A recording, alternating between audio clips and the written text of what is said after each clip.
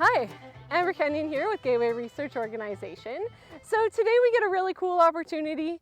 I had a friend, his name's Tom Krawiec. He came up to Steve and I and said that he had a way of moving animals that he often tries to explain to people, but they don't quite understand. So it's a low stress way of moving cows and calves together and pairing them up. And we thought, what a better way to display this than put it on video. So with that being said, let's head over to Tom Krawiec, and I look forward to seeing what he has to show us. My name's Tom Krawiec. I've been grass farming for, this will be my 20th year. I was a Bud Williams follower starting in 2000, and since then I've taken low stress animal handling clinics from Dylan Biggs, and it has become a real passion of mine. We are at, it's beginning of June, we are at near Chair Hill, Alberta, and what I'm going to demonstrate today is something I call the wave. It's a way of moving young animals, so newborns. I've done it with calves, which is what we'll be doing today, and also with lambs. And the techniques that I'm going to demonstrate are the same whether you're working with cattle or for sheep. So the wave, the goal of the wave is to get the animals to pair up so that we can move them effectively, and we don't have that calves coming back or lambs coming back doing the victory lap. And a big part of that is the amount of energy that you put into the herd. So today we're going to be moving between 300 and 325 pair. And what we'll start with is, first of all, we'll open up the gate to where they're going. And then I'll go to the back of the herd and I'll start doing the zigzag. And when you're doing the zigzag with these young animals, we're trying to create a very gentle ripple effect. So what'll happen is I'll come up to the first cow or calf, and I'll just let them get up. And as soon as they start to get up, I will stop, because I don't want them to move off. I just want them just enough energy to get up. And then I'll continue on across the back of the herd, doing the same thing. Just let them get up and then continue on. Once I get to the end of the herd, I'll turn around and I'll start doing this again. And what'll happen is I'll be at the next level, or the next row of animals. And eventually, this very gentle movement will get created through the herd, and it will end up going right to the front of the herd, and the front of the herd will start moving. And the gate is open, so there's not a rush. So when you're doing this, it's very important to have low energy. So you don't want to be thinking about, oh crap, I have to get this done because I have an appointment at 7 o'clock or a meeting at 7 o'clock. You just have to, it takes as long as it takes. And that's the mentality that you need. Today I'm going to be doing it on horseback. It's good for this sort of thing to have an old, well-experienced horse, because then they're normally able to have very low energy, and they will match your energy. The horse that I'm using today is a bit of a younger horse, so she doesn't have quite as low energy as I would like, but she does all right. One of the techniques that that we may end up demonstrating, that you might see in the video, is something called flashing. So what that is I use it if there's a calf that is laying down and doesn't want to get up as I come forward to it.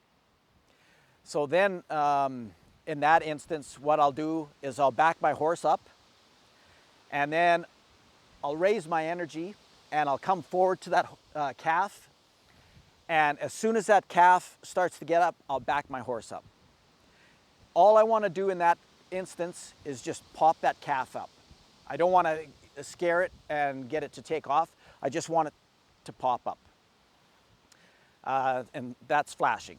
So another technique is, I've already talked about the zigzag along the back of the herd. When you're starting this sort of thing, before calving or lambing, it's good to have your animals working as a group. The group that we're working with today, they're coming along, but I would not consider them a cohesive herd yet. I still have to deal with bunch quitters, and it'd be better to have not have bunch quitters when you're doing this, because you have to raise the energy to get those bunch quitters back into the herd. And this, to be really effective, again, you want to have your low energy. Okay, I guess I should explain a little bit about bunch quitters. What bunch quitters are animals that do not want to go with the herd. So you'll see them, we may even see a few today.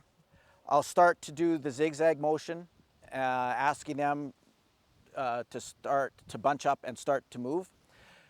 The bunch quitters, they decide they're going to bugger off in another direction. And with those animals, I get very aggressive with them. And you may see this, I will go out and I will chase them at a gallop back to the herd. As soon as they're just about back into the herd, I drop my energy and I back off. And I'm training them, that is their safe spot. The best way to be moving these very young animals is to go straight across from gate to gate. Today, we're not going to be doing that because our alleyway that I normally use just behind here, there's a drainage. And my experience is it's very frustrating trying to get calves, or actually lambs aren't too bad, but particularly calves do not like to go through a mud hole. So we're going to avoid that, and we're going to be coming out on the road, and then you'll see there's a gate just on the other side of the drainage, and then we'll be coming down the road about 100 meters into this gate. The other thing that's pretty important is you do not want to be, do not want the animals hungry. So be moving, move the animals before they take the grass down or they've eaten all the hay, so that there's plenty left and they're not in a panic to go and get some more grass, because they'll forget about their young. And then it's not the end of the world, but it's just frustrating, and then you have to go, and it just takes, an extra 2 hours to gently get the calves or the lambs moved to where you need them to go. One other point, if you're feeding, and if you're still feeding and you're calving, what I like to do is I like to get them started to train, to move nicely. So normally what we do is we're out on grass, stockpiled, or right now we're on new grass, but normally we'll be calving or lambing on stockpiled grass. But we still need to supplement some feed. we'll go roll out hay in 2 paddocks ahead, and then you can do the wave going into the next paddock. And I have found that that works very well. You may note, if you're a Bud Williams follower, this is not what Bud taught us to do, the wave, or what I call the wave. And to that I say, this is just another way. And it may not work for you, but for me, I think I've been really practicing this, doing the wave for about 8 to 10 years, and I'm very pleased with it, and I find I've had great results. Well, thank you so much for that, Tom. It was awesome getting to spend some time with you and getting to see some of the ways that you handle animals. It's really nice seeing different ways of low stress animal handling, as everyone does things a little bit differently. And as Tom mentioned, there are so many different schools of thought out there. If you guys have any questions about this video, please feel free to contact us at Gateway Research Organization. Reach out to us. And if you like this, well then please subscribe to our YouTube channel, like us on Facebook, follow us on Twitter, and keep up with what's happening on social media.